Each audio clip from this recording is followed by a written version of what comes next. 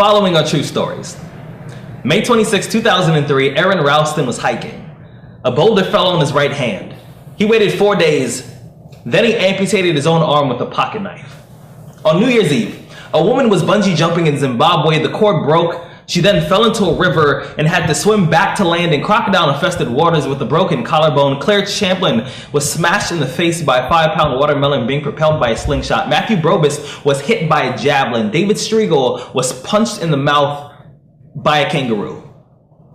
The most amazing part of these stories is when asked about the experience, they all smiled, shrugged, and said, "I guess things could have been worse." So go ahead. Tell me that you're having a bad day. Tell me about the traffic. Tell me about your boss. Tell me about the job you've been trying to quit for the past 4 years. Tell me the morning is just a townhouse burning to the ground and the snooze button is a fire extinguisher. Tell me the alarm clock stole the keys to your smile, drove it into 7 a.m. and the crash totaled your happiness. Tell me how blessed are we to have tragedy so small it can fit on the tips of our tongues. You see, when Evan lost his legs, he was speechless. When my cousin was assaulted, she didn't speak for 48 hours. When my uncle was murdered, we had to send out a search party to find my father's voice. Most people have no idea that tragedy and silence have the exact same address. When your day is a museum of disappointments hanging from events that were outside of your control.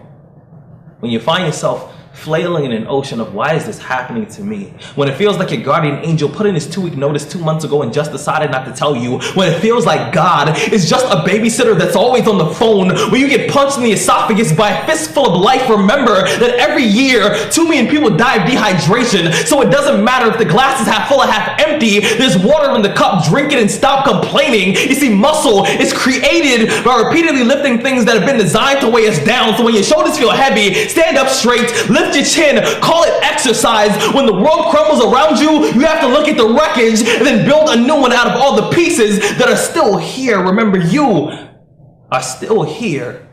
The human heart beats approximately 4,000 times per hour. And each pulse, each throb, each palpitation is a trophy engraved with the words, "You are still alive. You are still alive."